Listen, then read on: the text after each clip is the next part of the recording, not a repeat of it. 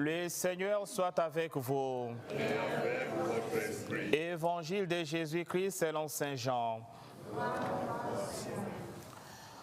En ce temps-là, voyant Jésus venir vers lui, Jean le Baptiste déclara: Voici l'agneau de Dieu qui enlève les péchés du monde. C'est de lui que j'ai dit: L'homme qui vient derrière moi est passé devant moi, car avant moi il était. Et moi, je ne les connaissais pas.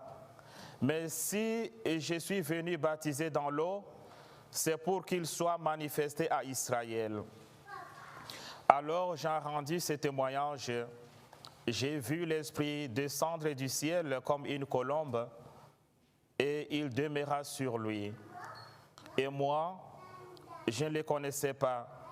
Mais celui qui m'a envoyé baptiser dans l'eau m'a dit: Celui sur qui tu verras l'Esprit descendre et demeurer, celui-là baptise dans l'Esprit Saint. Moi, j'ai vu et je rends témoignage. C'est lui, le Fils de Dieu. Acclamons la parole de Dieu. Louange à toi, Seigneur Jésus.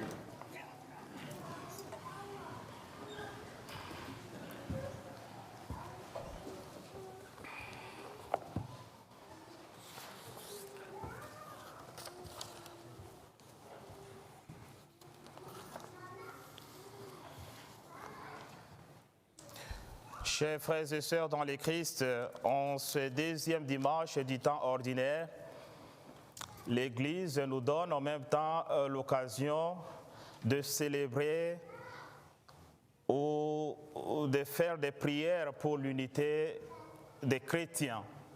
Pour l'unité des chrétiens. Et ça tombe bien, quand on dit on est chrétien, on s'identifie à ce que nous sommes. Nous sommes corps et âme. Nous sommes assis ici comme chrétiens parce que nous avons nos corps, mais aussi nous avons nos âmes.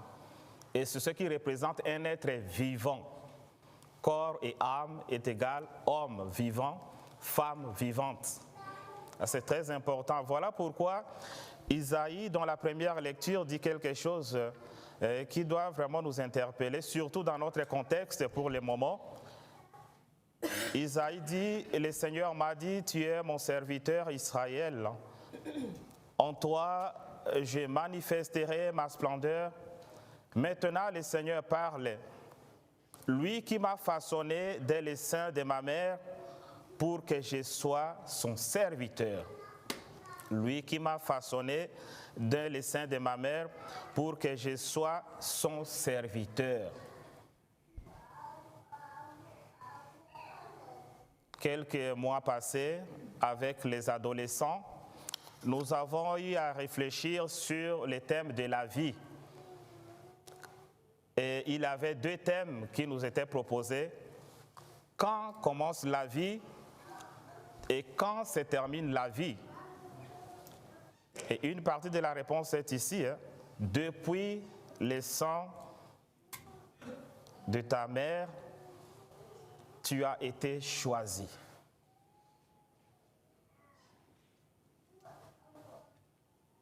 Ça doit nous interpeller un peu quand on parle des avortements, quand on parle de l'euthanasie, quand on parle des choses qui sont liées à la vie.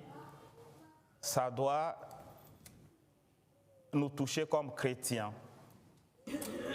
Parce que la vie, nous tenons la vie de Dieu. Et le premier événement dans le livre de la Genèse, c'est quand Dieu dit: créons l'homme à notre image et à notre ressemblance. C'est Dieu qui dit, mais il ne parle même pas en son nom, il parle au nom de la Trinité. Nous sommes image et ressemblance de Dieu. De ce fait, la vie doit être préservée à tout prix. La vie doit être préservée à tout prix.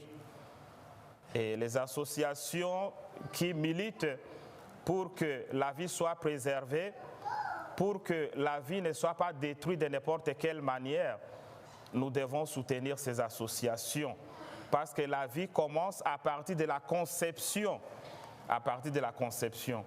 Voilà pourquoi Isaïe, qui met ces paroles dans la bouche de Dieu, depuis le sein de ta mère, tu as été choisi. Tu n'as pas été choisi quand tu es bébé en train de crier comme le bébé crie. Non, mais c'est depuis le sein de nos mamans, c'est là où nous étions choisis pour être chrétiens. Et quand on est choisi pour être chrétien, on vient les servir de tout cœur.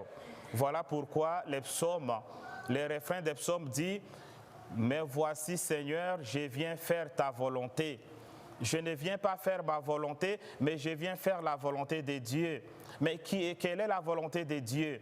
La volonté de Dieu, tout ce qui est spirituel, tout ce qui est chrétien, tout ce qui est vertu, nous devons le manifester, et ça, c'est ce qu'on appelle la volonté de Dieu.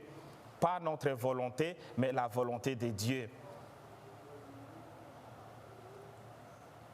Et pour ce faire, Jésus se présente comme agneau de Dieu. Et là, nous tombons caduc dans l'Évangile. Agneau de Dieu qui enlève le péché du monde. Et cette parole est reprise dans la liturgie deux fois. Deux fois. On va dire ça peut-être tout à l'heure. Avant la communion, on dit « Agneau de Dieu qui enlève les péchés du monde, prends pitié de nous. » Agneau de Dieu qui enlève les péchés du monde, prends pitié de nous. Agneau de Dieu qui enlève les péchés du monde, donne-nous la paix. Donne-nous la paix. Et cette paix provient de Dieu, une paix profonde qu'aucun homme ne peut donner à un autre. C'est Dieu qui donne la vraie paix. C'est Dieu qui stabilise notre intérieur.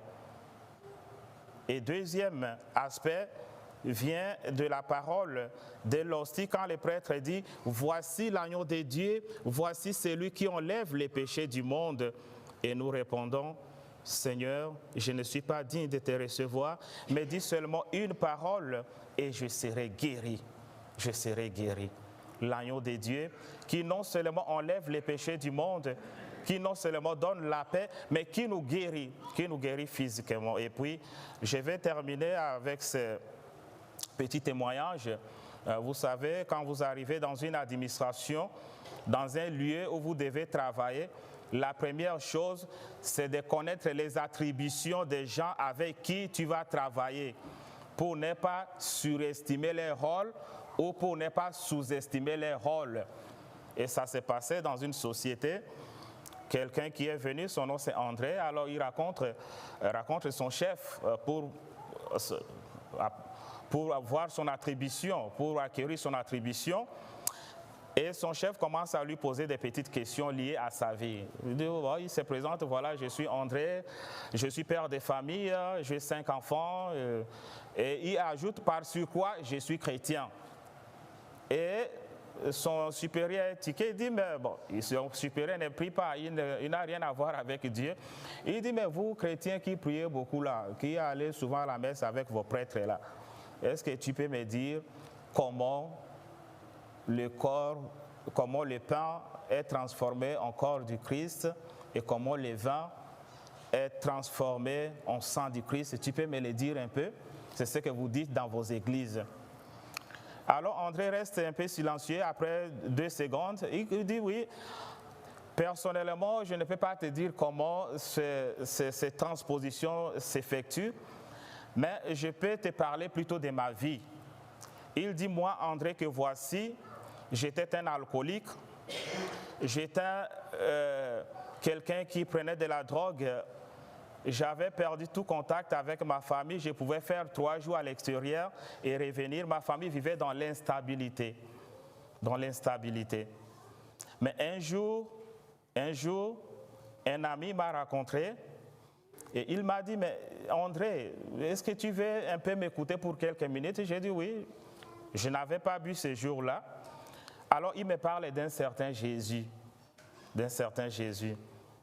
Et en parlant de Jésus, il lui parle de ces passages qui se présentent comme l'agneau de Dieu. Et il invite progressivement à venir à la messe, comme nous sommes là.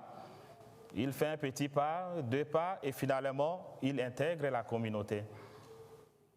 Et il dit, avec ces pas, ma vie a changé parce que j'ai laissé l'alcool, j'ai laissé de la drogue, je me suis donné au service de Dieu. Et aujourd'hui, le Seigneur m'a fait grâce de venir travailler dans cette société. Et donc, pour moi, le Seigneur est vrai agneau de Dieu. Non seulement il m'a enlevé de la mort où j'étais, mais il m'a donné la vie. Non seulement il m'a donné la vie, mais il m'a transformé. Il m'a transformé et il lui a répété la parole de, comment dirais-je, de l'anamnèse qui dit « Dis seulement une parole et je serai guéri. » Il dit, le Seigneur a dit seulement une parole et ma vie a basculé, ma vie a changé. Voilà, chers frères et sœurs, l'agneau de Dieu qui est Jésus veut notre bien, veut nous transformer. Mais nous devons nous laisser transformer. Nous devons nous laisser transformer, pas fermer la route, pas fermer la porte au souffle de l'Esprit Saint.